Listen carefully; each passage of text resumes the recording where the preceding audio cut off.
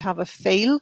It's hard to introduce, get everybody to go around and introduce themselves. So if I just tell you that today we have representatives from Victim Support, Belfast City Council, Look Good, Feel Better, Abbeyfield and Wesley. We have the Stroke Association, Carrickfergus.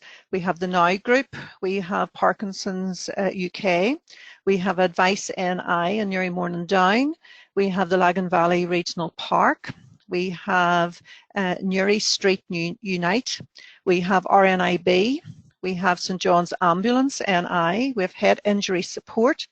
We have British Red Cross, Versus Arthritis. We have Voipec, Assist NI, Homestart Down District, Ballinderry Rivers Trust, Deaf Blind NI, Homestart Causeway, Southern Area Hospice Services, the MAX, the National Museum NI, and the Southeastern Regional College. And even just in listening and thinking about that list, it just shows you the diversity of organisations that are rethinking volunteering. And as you know, volunteering has really come to the fore throughout this. So it's just amazing to hear the range of organisations there. Our first speaker is Rob Jackson, and some of you will know Rob. Rob has been a friend of Volunteer Now for quite some time now, and has come over from England to help us out with a number of different things. And I was just thinking, Rob, that the last time you were with us, it was just in December, and you were talking about volunteering in the new decade. And thinking about planning for volunteering as far as 2030. And I was just thinking at that time, none of us had any idea what was coming. Certainly COVID-19 was not heard of. I was thinking social distancing was something that, you know, people did that maybe weren't very friendly. Masks were things that you wore at Halloween, and washing hands was something that you taught your children to do. So how did we get to this, and what on earth does it mean for volunteering? So Rob, I'm just going to hand over to you and let you talk and share your thoughts. And as I've explained, then we have a couple of other people that will input, and then you will have your opportunity to input. And as I say, if you feel, you know, if something pops into your head, by all means, put it into the chat, and we will try and pick up on those things later. So Rob, thank you.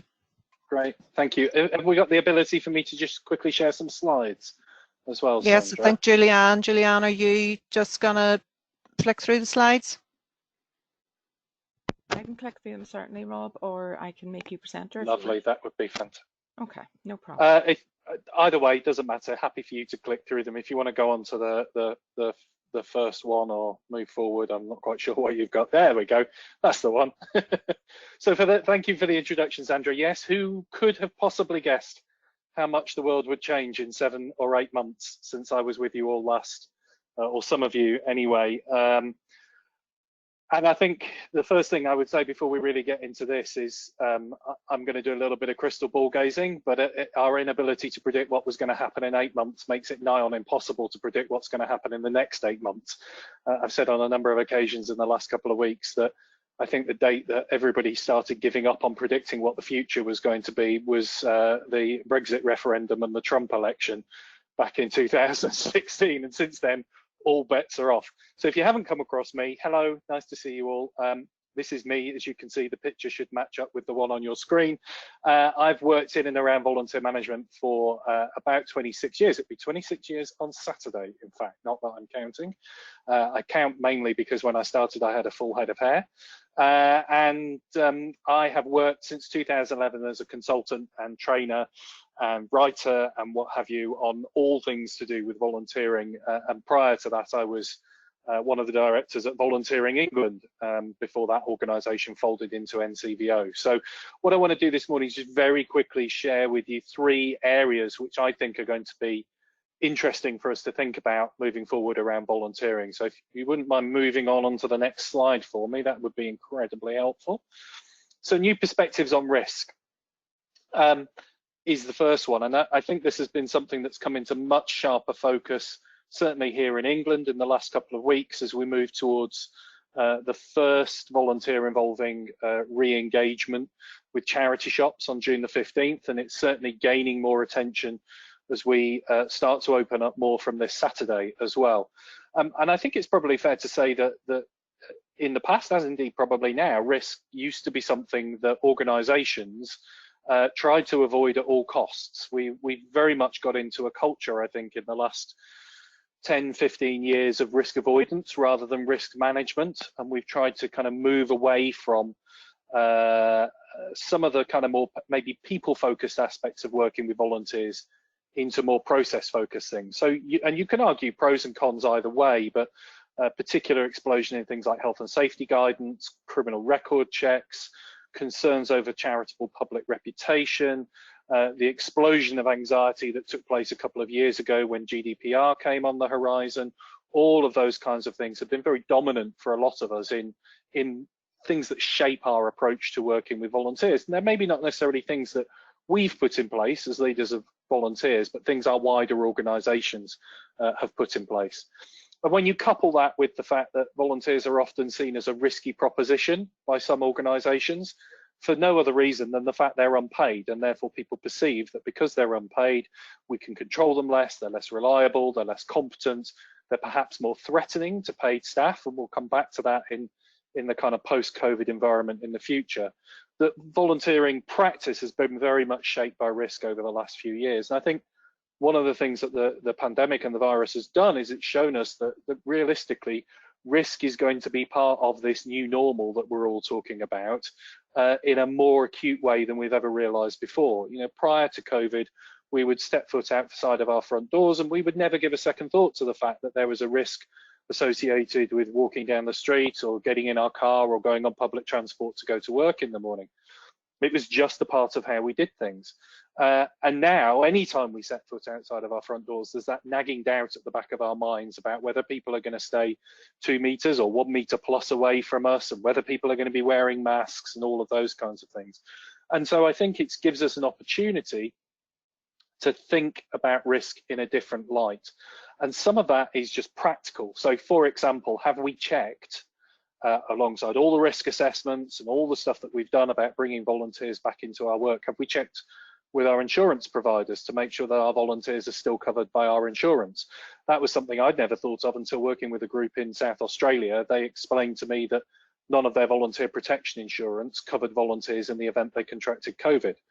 And when I did a very quick Twitter survey on this back at the end of May, not representative, 26 respondents, but 81% of those had said that they had never actually, at that point, hadn't actually contacted their insurer to check that volunteers would be covered. There's all the concerns around volunteers coming into contact with clients, customers, and the public, and whether volunteers are at risk of contracting COVID, or if they're potentially carrying COVID, that they're at risk of passing it on to others. And I think one of the interesting things is that COVID is no discriminator of whether somebody is paid or volunteer. And so we need to bear that in mind. Obviously, some of the volunteers may be a different age profile than our paid staff and therefore potentially more at risk. But inherently, the risk to volunteers is no greater than the risk to paid staff and vice versa in this. There's no special risk here. And then there's all the risks around volunteers not being allowed to come back. And we've seen that over recent weeks, and I was seeing it a couple of months ago with colleagues in New Zealand around organisations taking blanket policies. Nobody over the age of 70 is allowed to come back to volunteer. That then means that a number of over 70s get very annoyed with the organisation. It causes a breakdown in relationships that could not only impact on volunteering, but impact on that organisation's relationship in the with the community and its income generation, all of these kinds of things as well. And so I think we've got an opportunity to reframe the conversation around risk and volunteer engagement. And if you wouldn't mind slipping forward onto the next slide, this is a brilliant example that I saw on social media. It was actually from 2018. It was a charity shop in Crowborough over here in England. But you can see this being applied in a charity shop context here in a 2 meter separation queuing system. And putting the message on there is that the person standing here, our next volunteer. I think for me, that was a lovely way of summing up how the risk around COVID can be turned into a positive and using it as a recruitment message. Building on that, Risting, if you wouldn't mind moving us on to the next slide, please, is this idea of rethinking the role of volunteers. I keep using this quote that is widely attributed to Albert Einstein at the moment, that the significant problems we face cannot be solved at the same level of thinking we were at when we created them. We can't get out of this pandemic and renewal and reinvigoration of our organisations and volunteering with the same kind of thinking that we were at beforehand. And I think we have to face up to some difficult realities, really. One is that not everybody who volunteered for us in the past will do so again. Some people will not want to come back, either because of COVID or they will have used this as an opportunity to step down. We've seen it quite acutely, certainly here in England in the last couple of days, that as the furlough scheme and the furlough protection programme start to come to an end and scale back from the end of this month, paid staff are going to be laid off. I think the figure I read yesterday was 17,000 people in the retail sector have lost their jobs already this week, and that's intended to go up significantly over the course of the next few weeks. And we are kidding ourselves if we think the non-profit, the voluntary sector are going to be immune to that. And money is going to be in short supply. So those of us who are involved or have colleagues who are involved in fundraising, I think are going to find it much harder to raise income from the ever generous public, because more and more people are going to be unemployed and facing financial hardship. And simple fact is they're going to have less disposable income to give to good causes. And therefore our organisations are going to be forced almost into a perfect storm of demand rising, more so than we saw through the years of austerity, of demand rising, paid staff resources decreasing, a much tighter environment for raising income. And it's inevitable that volunteers and volunteering are going to be looked at as a way of stepping into that breach. Now, we know some of that decision making is going to be flawed. It's going to be done on the basis that we can replace one paid staff with one volunteer, that it's going to be, volunteers are going to be a cheap and a no-cost way of doing this, and volunteers are easy to manage, and all of those kind of misconceptions. But we are going to face these realities. These are going to be some of the defining conversations that we're going to be involved in. And they may be very personal to us, because we know that in these contexts, volunteer managers are quite often the first people to get laid off. So how are we going to help our organisations lead through those conversations in understanding those issues and reflecting them in an appropriate way, so that we continue to deliver services to the people we serve in society, but perhaps in a different way? Just a couple more quick thoughts. If you could move us on to the next slide, please. I think one of the I find it encouraging thing for me is that many of the changes that we face now are around volunteer engagement are the very same changes that we faced when I was with you guys back in December and 2 years prior to that. The difference is that we thought we had a much longer time frame to adapt, and that time frame has shrunk down. So if you look at things like generational changes, any of us who involved volunteers over the age of 70 lost all of those volunteers pretty much on the 23rd of March this year, at least temporarily, because it was all stopped and we became more reliant on other volunteers who weren't in those shielding and vulnerable categories. And so we need to look at those things. The adoption of technology. How many of us 6 months ago would have said that our volunteers didn't want to use technology, and 6 months on have found that many of our volunteers are quite comfortable using technology? All of these kinds of things that have been coming along, flexible volunteering, shorter term volunteering, a much more frictionless approach to recruitment and onboarding, are things that we have had to deal with in a much shorter period of time, and they are not going to go away just because hopefully one day COVID will go away. They are issues we are going to have to integrate into our organisations. And how have we done that over the course of the last few months when maybe volunteer managers have been furloughed is a big challenge. How are we going to do that in the future if volunteer managers are some of the ones that are laid off? And so if you would just ping us through onto the next thing, just a couple of resources just to highlight for you that may be useful. This first one over on the left is something that Denise was very helpfully involved with, and your wonderful team at Volunteer Now have been doing a much better production job on this to make it look nicer than I could manage, with rearrangement of logos. And this is available from Volunteer Now. It's also available from my website. It's an open letter to senior managers and boards of volunteer involving and deploying organisations.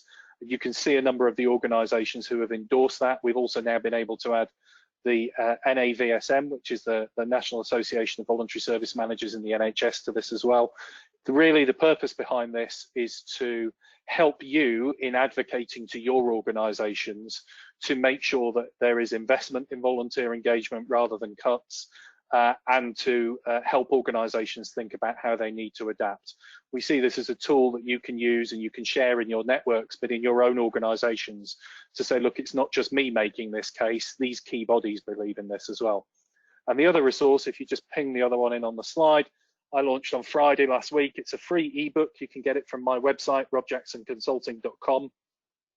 Simply collates blog posts I've written over the last couple of months about why volunteer managers are going to be needed more than ever, and some of my thinking around how we might handle budget reduction and reallocation of volunteers, and also how we handle some of those job substitution issues and engagement with the unions over those as well.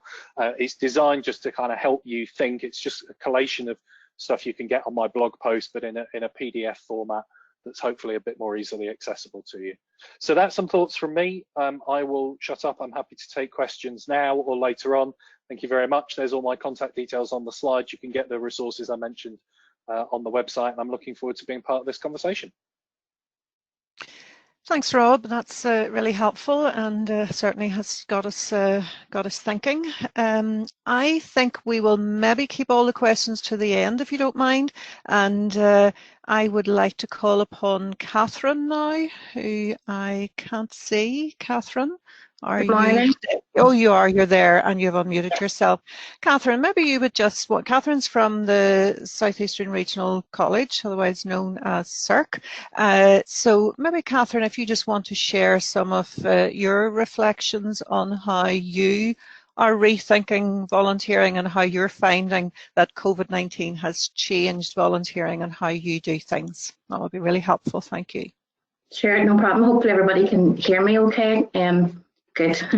So my name is Catherine Shipman. I'm the Student Engagement Manager at CERC, and my role really is supporting the Students' Union and a lot of the, I suppose, front-facing student support services that we have, and engaging. Part of that is engaging our students in volunteering and volunteering opportunities. I suppose COVID-19 has thrown up huge obstacles in our organisation for many different reasons, but volunteering certainly is one of them. And I was interested just when Rob was talking there just about risk, about cuts, about change. All of that still applies to us, even though we're public sector, but volunteering it very, very much so. Specifically when we look at even running our main events, our recruitment fairs have been very heavily affected. So, for example, our Freshers Fair happens every year. And we approach that very differently within FE. We take a very strong focus on recruiting volunteers, both internally, because our student union is all volunteer-led. We have one paid officer, and in every other site, all of our student union peer-led organisations are all volunteer officer roles. And those people still need to be recruited and trained, because without them, we don't have student voice, we don't have student engagement, we don't have anything like that. And we've had to seriously rethink, how do we do that? Because we can't have organisations coming into the college in the way that we would have. Very many people perhaps shielding, higher risk to students, all of those things. If you could see the risk assessment, it's about 25 pages long. But we've had to rethink how we do that. And a lot of that has come from the use of technology. So we've had to retrain our staff team and our existing volunteers on the use of technologies like Microsoft Teams, virtual platforms. We're actually going to be using a virtual platform, which is like, it's a bit like taking a virtual tour. I don't know if anybody has taken up the opportunity to do any of those virtual tours with museums and things like that over the summer period. And you can do those for free. So it's very, very similar software. And we've had to train ourselves how to use that. We've put a call out then to organisations that need to recruit. A lot of our students, volunteering is very heavily linked to their curriculum. So we're thinking in particular health and safety students that are studying health and safety, students studying counselling, students studying our health and social care. It's a very big part of their curriculum to be engaging within the community. Not that I would shamelessly plug, but if anyone is interested in getting involved in that, we'd be really keen to work with you as well, because anyway, part of our role as well is linking with the community. I think where COVID-19 has thrown us up big challenges, how do we continue to link and actively engage with those community associations that we rely on to link our students with, and also to come into college and provide that support for students. So it will be a virtual exhibition. We've trialled it and done a bit of a dummy run with different video content. So for example, an organisation maybe has put a video together where they've filmed themselves or one of their existing volunteers. As the students are virtually brought around the space, they're able to view those videos and get that information, click on the link and then be brought to their website. It is the only way we can do it at the minute. We've also started to do a video cast. So we've managed to recruit some of our creative studies students. We're in a bit more of a fortunate position because if we can link these opportunities to the curriculum and the students are getting another output from it, then they're more likely to engage and to volunteer. And as challenging as that is, it's kind of giving them more benefits and making it easier for our staff. We're finding, because we're now online, we're actually engaging with more students than we did before, which I didn't expect. We moved an awful lot of our work to Microsoft Teams, and we needed volunteers to be able to manage those platforms and to engage with students, particularly around student voice. And there were maybe class reps who weren't very keen on attending physical meetings, but we're okay with the virtual platform. And then actually very much came to the fore, and they're working with me now over the summer to develop training, how to engage students and young people that maybe haven't been comfortable in coming forward before. For me, that has thrown up more challenges, because the more students and the more young people I get engaging, I'm thinking, how do I train these students? How do I support them in terms of their role, their responsibilities, risks, all of the things that you need to do with a volunteer to make sure that they're getting that personal development and the output that they need. So I just think that it has been very challenging. It has thrown up a lot of surprising outcomes in that the level of engagement I didn't think we would get, we have got more than I thought.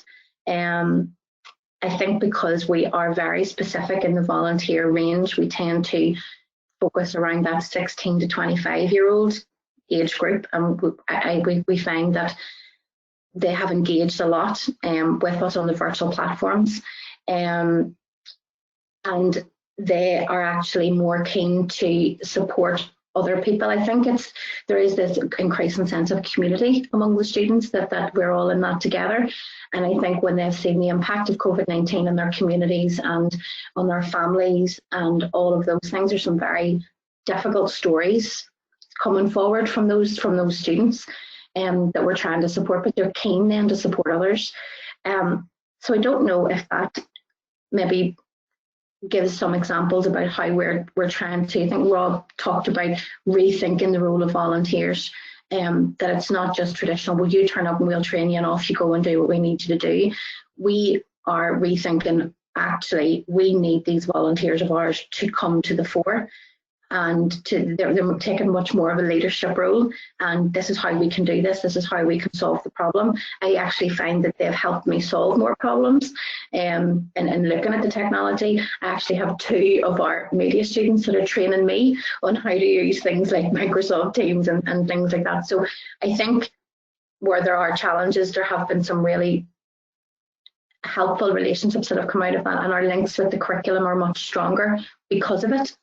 So there are real opportunities there. So hopefully you have found my sharing those experiences useful, and I'm happy to discuss further, take any questions, or if anybody wants to get involved with opportunities like Freshers Fair or engaging with some of our students that do need those volunteering opportunities, etc., then we can have a chat about that. Thanks, Catherine. That was really useful, and great too to just focus in on some of the positives as well, rather than some of the things that we've felt are barriers. Certainly, just that whole getting into this whole virtual world, I think, has been a challenge to everybody. So I might be knocking on your door to recruit some of those students to help me too. So yeah. Denise, our CEO, is going to come in now and just share some of her reflections, more maybe from a local perspective as well. So Denise, I shall hand over to you. Thanks, Sandra, and thanks, Catherine and Rob, and good morning, everybody. I hope you can all hear me okay. I'm assuming silence is key. So Julianne, would you put on my first slide there? So I was just trying to think as well about some of the trends and things that we've seen over the last few months, and then frame that in terms of some of the challenges that I think we have going forward. And it picks up on some of the things that Rob was talking about, and then some other things that are different. One of the things I think we've seen a huge groundswell of is informal volunteering in the form of neighbourliness, people helping and caring for one another, for neighbours and friends. You know, I think it's been really one of the narratives of the COVID-19 crisis. And yet and all, although informal volunteering has been very well known for a long time, actually it's not as well understood probably as formal volunteering, in the sense that a lot of the research tends to focus on formal volunteering and not so much on the informal volunteering. I had to look back for research that really clearly delineates it in Northern Ireland, and the current NISRA statistics are actually, if you're looking at the question, they're asking about both formal and informal volunteering. And yet when you look at the number of people that say that they're volunteering outside of an organisation, it's only 6%, which makes me think actually that they're not really picking up on the level of informal volunteering that's going on. Because if you go back to the 2007 research, It's All About Time, at that stage the research asked some very specific questions about formally volunteering with an organisation, informally volunteering in your community. And at that stage, we were seeing levels of 15 to 20% more people volunteering informally than were volunteering formally. So I suppose what I have been thinking, just in reflection and preparing for this, is that actually, while it's been a key part of the pandemic response, and that neighbourliness and connection is in a way much easier as well through social media, it's not well understood. And I suppose for me, it's something that is kind of flagged up from a policy point of view that we need to be doing more work on. I think the other thing I worry about, that I've heard lots of discussion about, you know, how do we sustain it? Part of me thinks we sustain it by leaving it alone, because it's something that people do naturally. It's something they do born out of kindness and friendship for people around them.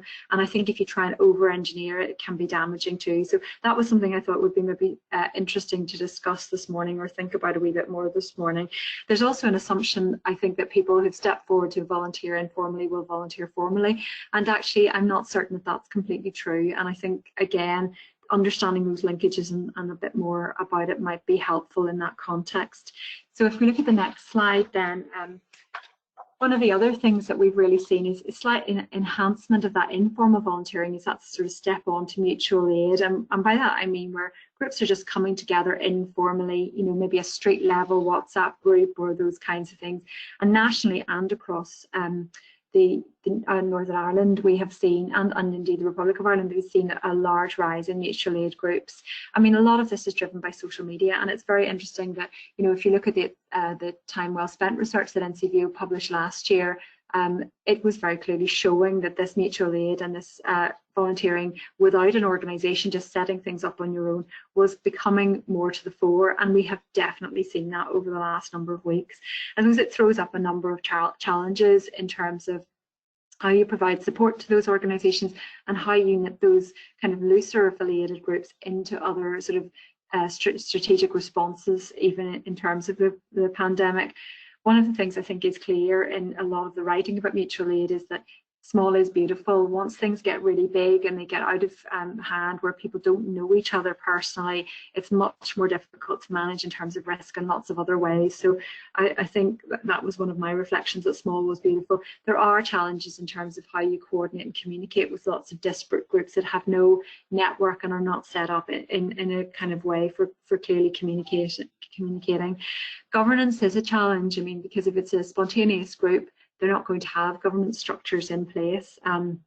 Although up until this week, I would have said, you know, we had a problem in Northern Ireland because as soon as you're a small organisation of any kind, you have to register with the Charity Commission. But those of you who've been following the media in the last few days probably realise that at the moment that's not completely true here, and that we are waiting to see what happens in terms of that charity regulation going forward.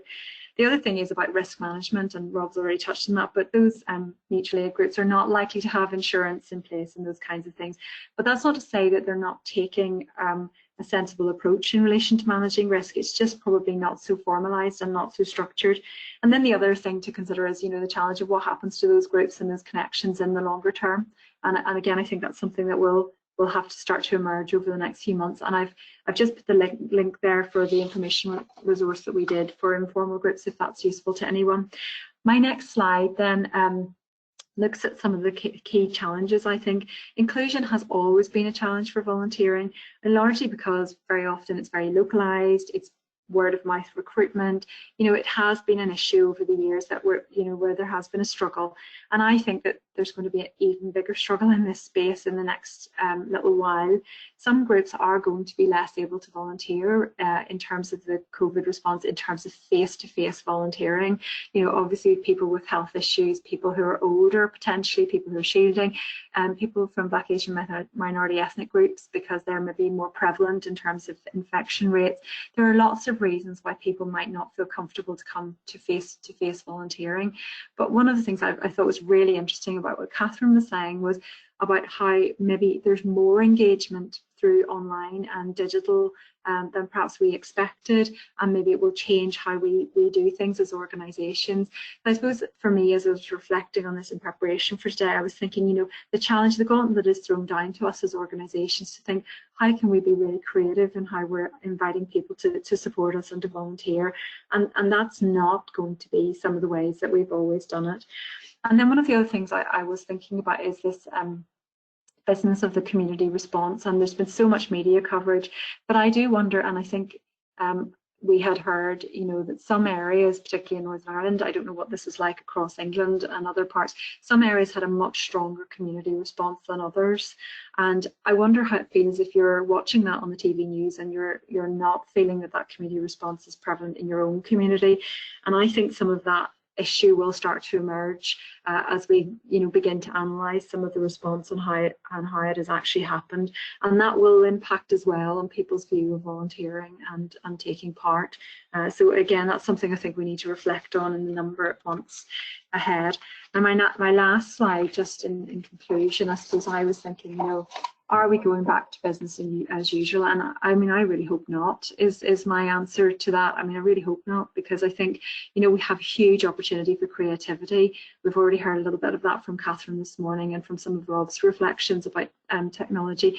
I think there's an opportunity to do things differently, and I think we should seize it with both hands.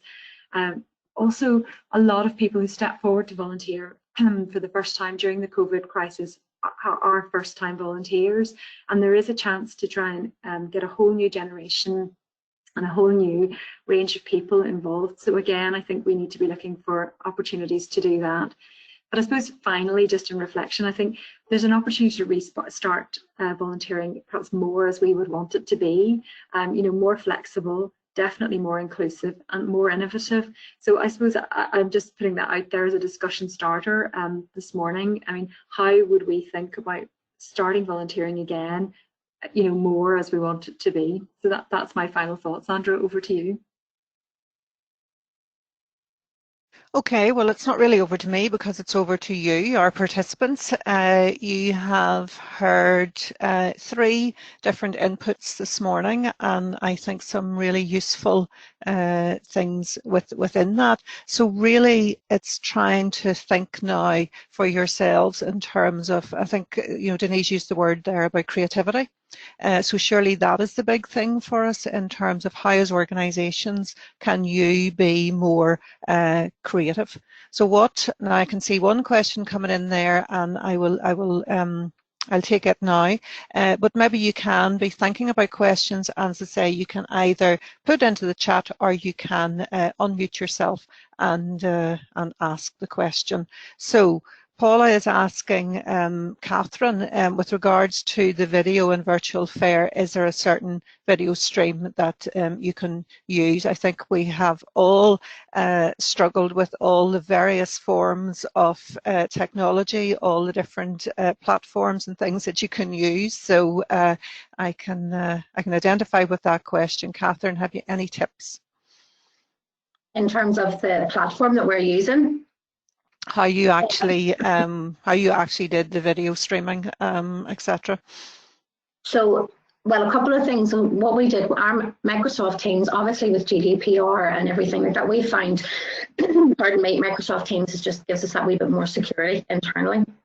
But our students actually videoed themselves on their smartphones, because smartphones now have some fantastic cameras and brilliant, they can do wonderful things that I didn't know they could do.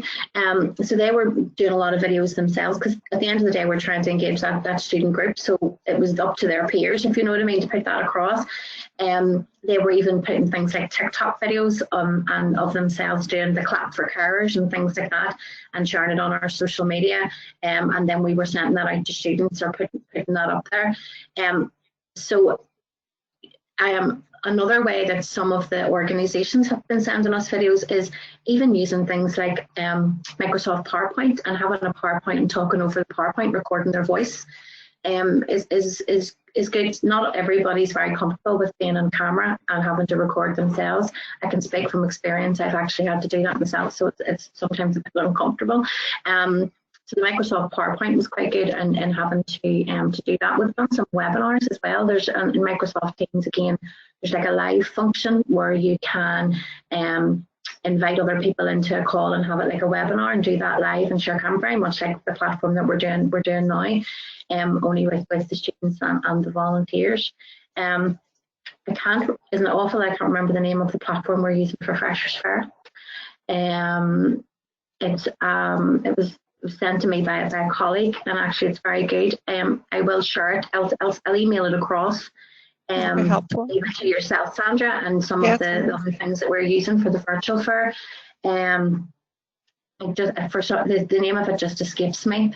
And we are live streaming. We're doing some live streaming via YouTube and Facebook Live as well. So we have our own Facebook page. So one of the things we did, a lot of our students were contacting us and saying how isolated they were feeling during lockdown, especially.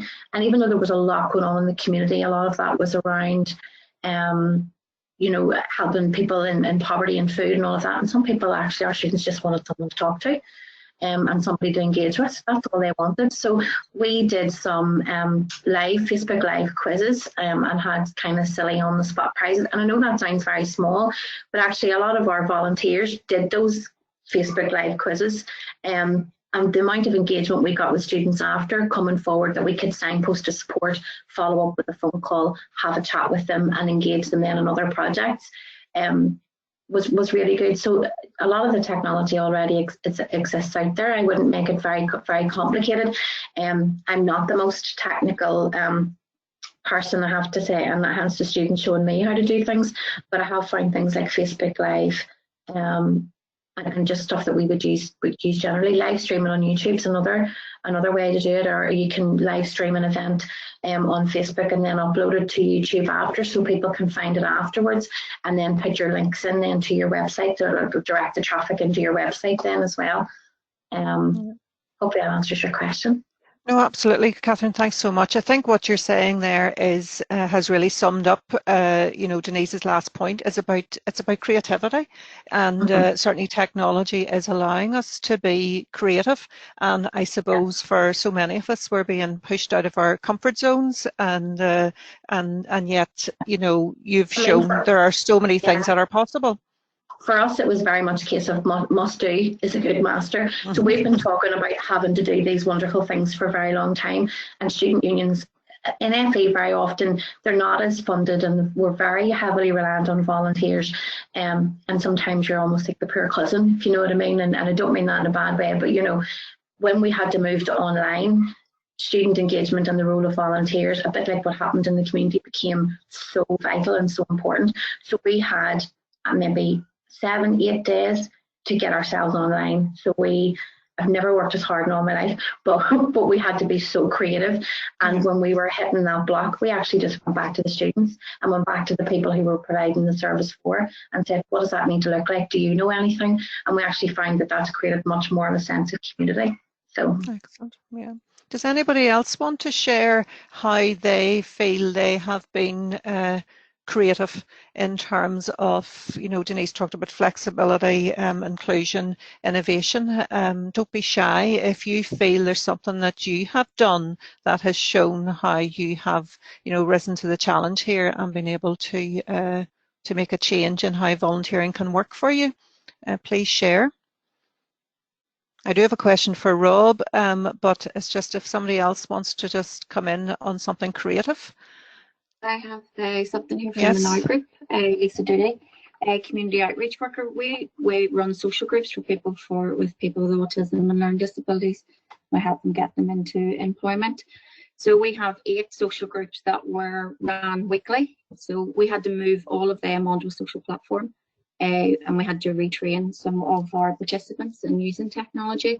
So we run them through Zoom classes. We set up closed Facebook pages where they could interact on a weekly basis. We also set up a Now Let's Walk Together. Obviously they weren't walking together, but separately. And then they would record their steps weekly, and we had competitions and prizes for whoever had the most steps in the month, and everything had to be stuck within obviously the guidelines, the COVID guidelines. And now we're now part of a recovery team to get our participants back, but again, our volunteers numbers dropped. We did have some volunteers that remained working with us, especially I suppose the ones of the younger generation that were tech savvy. So they help us run the social groups on Zoom calls and Facebook Live. So and they've been a very, very big hit. And we've also set up another social group that we didn't have because we recognised a need, and that participants wanted to do art. So we now have an art social group where they follow tutorials on YouTube and learn how to draw different cartoons and characters and animation. So there has been a lot of positives as well as negatives in COVID. Yeah, no, it's really encouraging. Anybody else? Sandra, sorry. Elizabeth has asked a question through chat. Excuse me. Okay, I can't. We've seen lots of opportunities for volunteers being able to still deliver services virtually with MS Teams, and over the moon about how much the longer term volunteers have really engaged with this. We do, however, have volunteers who are very rural and do not have the same access to technology, but still want to be engaged in some way. Does anyone have any similar experiences and suggestions? Okay, so the question really is about the whole rural perspective. Anybody want to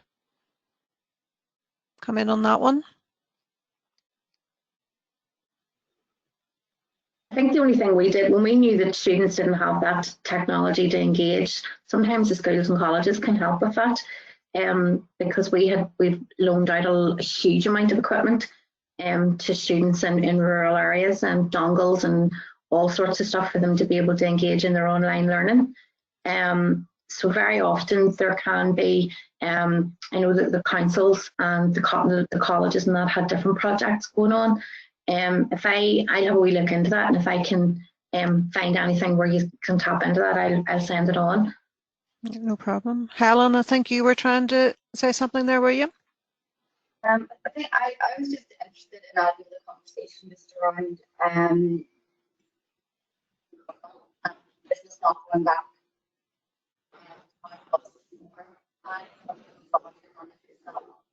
Helen, you're breaking up. You're hard to hear. Can you hear me any better now? Wee bit, yeah. Mm-hmm. My main question, I'll get to the point then. Okay, was about we talk a lot about frictionless recruitment, so changing how we do things. I'm really interested in that because it means letting people we hold dear in terms of best practice that is both exciting and fearful as volunteer managers and leaders. And I don't have an answer to that, but I think it'd be really interesting to hear from everybody just around what we mean by frictionless volunteering and how we can engage with that and still continue to be a place where people feel confident and that they're receiving a good service. So I just wanted to add my thoughts to that. Mm-hmm. Yep, I think that's a valid point too, isn't it? Yeah. Rob, to go back to the whole area of health and safety and risk, do you think that there is that we're going to move to a place where organisations are going to have difficulty getting insurance that's going to cover them, like the whole issue about COVID? You know, obviously is going to be a risk probably for some time. So have you any experiences of that across the water? No, I don't see any particular big problems. I mean, the issues with insurance companies are, despite what they say, whether they actually ever end up paying out when you need them. And the insurance companies are there as a kind of last resort backup if everything else goes wrong. I mean, from the very, as I said, the very quick and dirty piece of research I did on Twitter, the suggestion was that of those who had contacted their insurers, very few insurers at that point were saying that the levels of cover would change. And I hope we don't find ourselves in this situation, but my kind of thinking behind that is I can see a circumstance, let's take a charity shop as an example. I can see a circumstance happening in future where a visitor, you know, a customer attending a charity shop ends up getting contacted by Track and Trace because somebody else was in the charity shop at around about the same time, or the volunteer was in the charity shop and has tested positive for COVID, and that customer then has to self-isolate for 2 weeks, and therefore they come after somebody because we are in a litigious society, whether we like to accept it or not, maybe not as bad as our friends over in North America, but we still do it.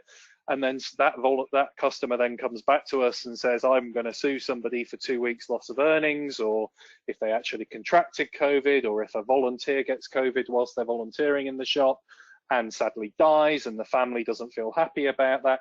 You can see all of these situations potentially playing out at some point in the future. And if the organisation hasn't taken appropriate steps around track and trace and risk assessment, we can't foresee every single risk, then ultimately it's going to come down to the organisation potentially having to turn to their insurers and saying, can we cover this? And at that point, it's too late to ask that question of the insurers.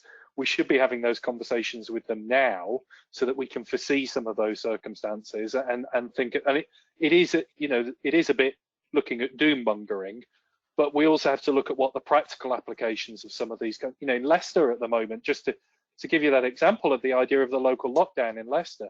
What does that mean for people who run businesses in Leicester, who travel outside of Leicester to do business and therefore can't do that anymore? You know, all of these kinds of circumstances, we're discovering them as we go through them day in, day out.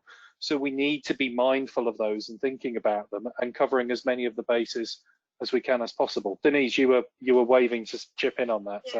Yeah, I was going to chip in on that, and also on Helen's question as well. I suppose we contacted our insurers, just in a very practical example, to look at our employer's liability and our public liability insurance just last week, and that the answer to the question was, you're fine for this year, because you know, it's fine, the risk hasn't been factored in, there's been no additional weighting, it's fine for this year.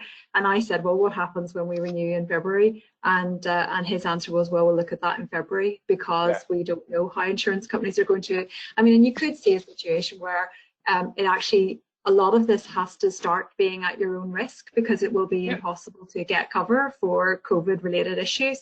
And that might change the dynamic. I thought what you were saying about risk management was very interesting, because it might change the dynamic about how much people are prepared to just say, well, actually, nobody can insure against that risk. Nobody can protect you against that risk.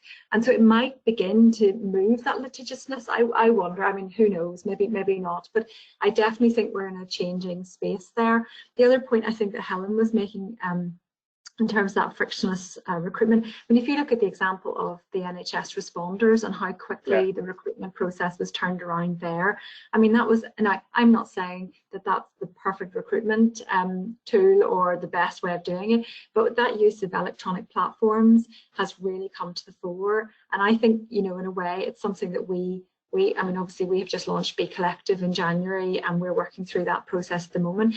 We have, as an organisation, used Better Impact since 2012, and for that team of volunteers that we use the Better Impact for our big events, everything is done online in terms of the application process, the setting up of times for interviews, the setting up of shifts, the email. All of that is done online. Now that's not to say we don't have a face-to-face and personal relationship with those volunteers too, but it has really streamlined our recruitment processes, and those platforms and things are available and probably maybe aren't as well used across the sector as they possibly could be. And I suppose for me, that's one of the things that you know, is a real opportunity through this greater use of technology. I don't know if other people have used different platforms or if they've had experience with that, but certainly I think there are great opportunities there. And certainly Rosie has come in. Sorry to interrupt you, just I'll read out a comment that somebody has made, just it links to what Denise is saying. Denise is talking about recruitment, so but this is about training. Our update training is normally delivered on PowerPoint and delivered in-house in large groups, or sent out as handouts via email or post. But what this person's now saying is they're now, because of this, again, being forced down this route, they have been using, through PowerPoint, exporting this onto a video, and it has been sent out to volunteers, and that has gone down really well, and they're going to use this for future training. So again, back to the point that things that we have maybe been pushed into over this past few months, actually now they're working well and they will continue. Sorry, Rob, you were going to speak. No, that's fine. Just two very, very quick thoughts, one on the technology and one on the frictionless. One example I've seen people doing, or I've heard people doing over the course of the last couple of weeks as charity shops have reopened, is just something really simple like the shop manager going in and taking a very short video on their smartphone of what the workplace looks now, and then just emailing that or putting it on the internet or putting it on the website or on YouTube, so that the volunteers can see how the workplace is different. They can more easily visualize how they're going to have to adapt the way that they go about doing things. That's a really, really simple use of technology. On the frictionless one, I think the points you were making, Denise, are absolutely spot on. But I also think we don't need to just look at technology to do that. So some of the stuff with frictionless is, do we really need people as the first step in the recruitment process to be filling in a 4-page application form? Is there a lot less information that we can ask for at that stage? You know, I've seen organisations ask lots of questions on the application form, and then they ask those exact same questions at interview. Well, you could ask those questions at interview and populate the application form from them. And that's just one way of cutting that bureaucracy down. And it's always a balance between the frictionless and the safeguarding. So it's almost like we see the onboarding as a kind of a constant process where we're adding more layers in depending on the roles that people are moving to, rather than putting all the layers up front. And the other part that's really, really important to that, as you were saying, Denise, with the stuff around diversity at the moment, there was a brilliant piece from Lisa at Marva in the States last week that's going to be a guest post on my blog next week, about how things like our reliance on big application forms that people have to complete in English, for example, is, without most of us realizing it, a really clear example of systemic racism in volunteering. And how we're immediately saying the people that we're going to take on board are the people who are comfortable filling in an 8-page application form in English. And so there's different things that we need to be looking at to challenge the accepted ways of doing things, regardless of technology, that could make it more frictionless and also more inclusive and diverse as well. And I think that's really, really important. Okay, any other comments or thoughts, or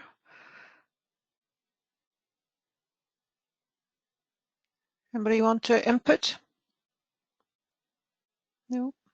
There's a few things on chat there which are giving some help for both Catherine and Jamie have shared their details. Certainly anything more about the Be Collective platform that Denise alluded to, certainly you can talk to Jamie, and Catherine is sharing there about forms and things that they're using in terms of interviews and things. So lots of ideas. Any other thoughts about informal volunteering in terms of, should we try and be more involved with that? Should we try and get them involved, or should we just leave it alone? Any last thoughts on that? I'm Una Mulgrew. I work for RNIB. At the minute, RNIB are for years, I suppose, and a lot of the hearing sector and sensory sector have been trying to just create communities where we have volunteers within the community, so people that are already blind, partially sighted. And we also have people that are fully sighted but are part of the community because some of their friends and neighbours are blind, and they do sometimes some sighted guiding and things like that. But a lot of it is what I would describe as formal. But RNIB, and I think that a lot of the big 4 nation organisations have a tendency, they are trying to formalise. They're trying to formalise to within an inch of their lives, and I'm thinking that for some of the duties that you would describe as, or that they would describe as like a volunteer role, might be something as simple as coming in and reading text so that I can upload it on audio to some of the social media platforms. And to me, it's just it doesn't feel like a big volunteering. It doesn't need to be formal, and I just wonder, am I the only person, or is it just that I'm in too big of a machine to try to change that, to sort of allow the community members the same as you out there, if you're bringing your kids to a football match, you're going to, I suppose, volunteer to bring the next door neighbour before COVID, but you're not necessarily access NI or all those sort of things. And I don't know how to work with such a big machine that they can't hear how important informal is. And they don't really accept informal. But I think a lot of the organisation, I mean, is there any way we can change that without having to do anything on a well, as you're saying, without having to do anything formally, or without having to start writing things down and record things? And what's everybody else think about that? Do other people feel that they're coming up against that? Or, I mean, is it okay for people just to do things without being a volunteer? It's a very good question. Nobody's going to answer. I would say yes. I would say yes, that's fine. I mean, I think it's the informal, it's down to a person's motivation to volunteer. And if you try and formalise that too much, then you're taking away their passion and their care and the reason for doing it. So it's about striking a balance. Very often and I work primarily with younger people, but even in my own community here, we've like the local community house, and people just do things. They don't formally volunteer, and it's only by going through the process, and they say, oh, maybe I'd like to do a bit more, maybe I'd like to do a bit more. So there might be an opportunity for the organisations, I don't know, I suppose it's just about spreading awareness, but I think it is okay to let people volunteer without having to formalise it. But making them, it's making them aware of the opportunity to engage with more formal opportunities if they wish. Do you know what I mean? So it's about getting that balance without trying to kill off their passion and their want to volunteer in the first place.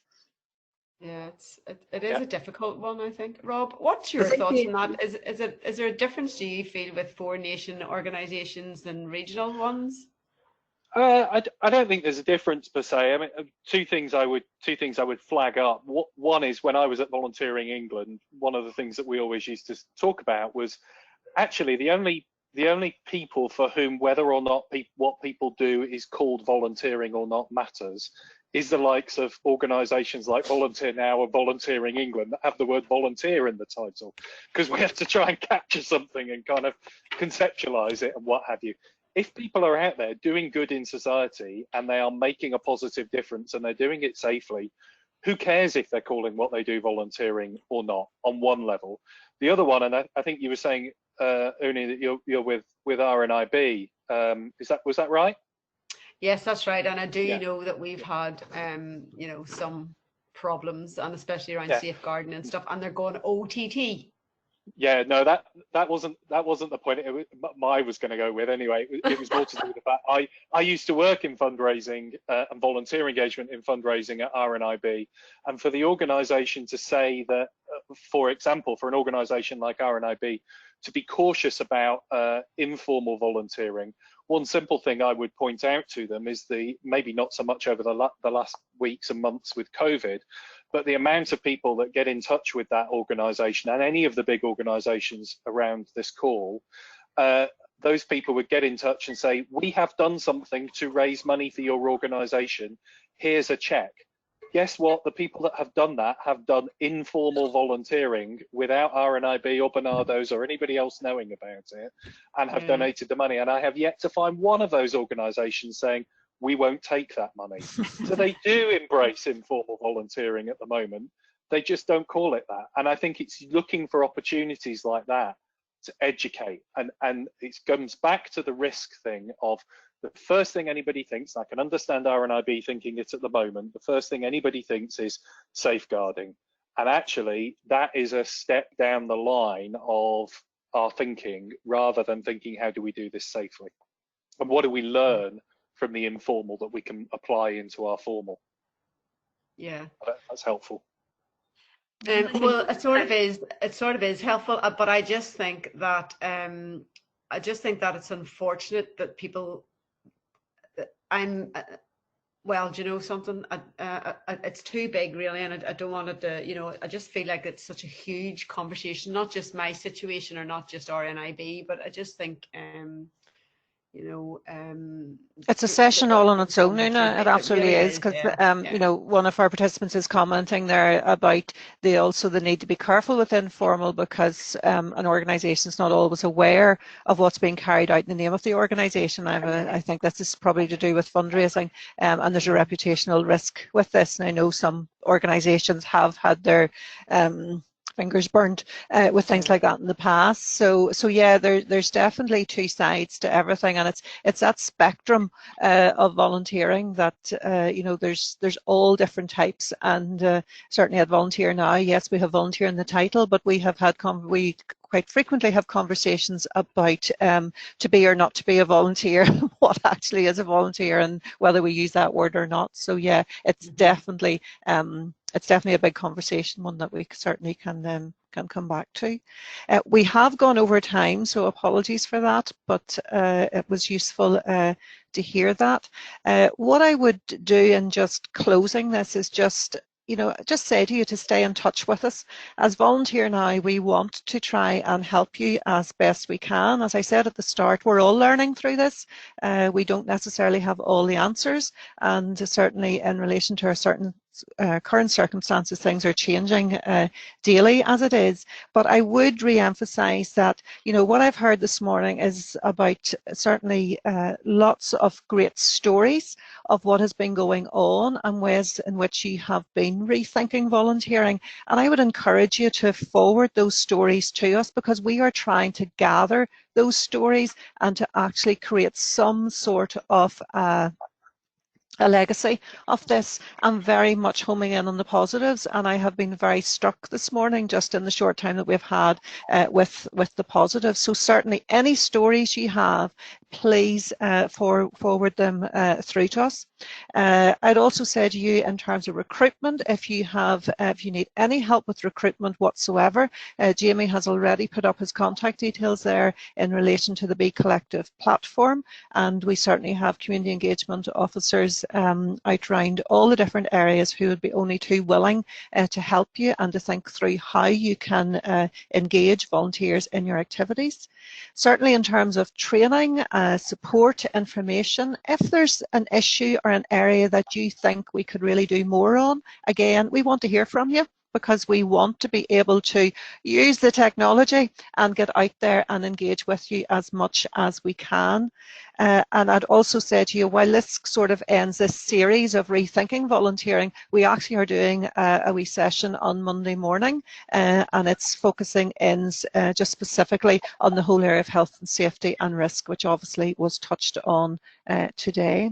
So all I can say is thank you for coming along this morning. Thank you for participating. And for those of you, I kind of feel because we're into July, I should be saying have a good summer. We don't know what our summers are looking like, but certainly I do hope everybody gets some time off, and that I'll see you again very soon, hopefully in person. You never know. Okay, all the best. Bye-bye.